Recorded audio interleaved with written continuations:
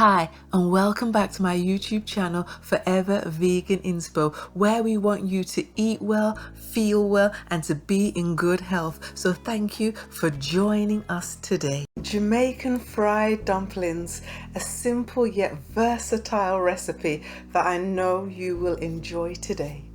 Our store-covered ingredients are self-raising flour, a little bit of oil, cornmeal, and some salt. The first thing we're going to do is put 300 grams of self-raising flour into a bowl, and then we're going to add 75 grams of fine cornmeal into it as well. Next, add half a teaspoon of salt and a dash of sugar.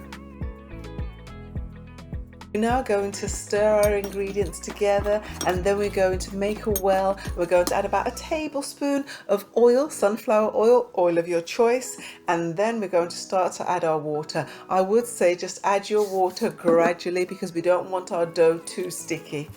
Let's mix that all together until it forms a nice dough.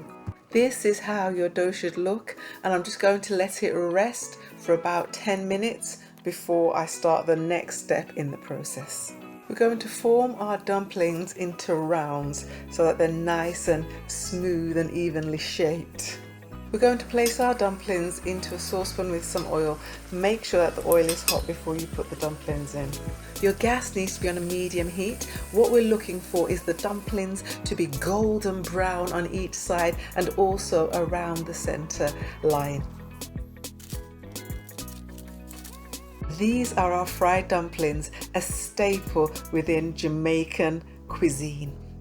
Fried dumplings are so versatile. You could have it for breakfast with scrambled tofu and baked beans, or you could have it at lunch with barbecued jackfruit, or you could even have it for dinner with some ackee and butter beans, not saltfish, and it tastes so delish. And of course, it's a budget busting recipe.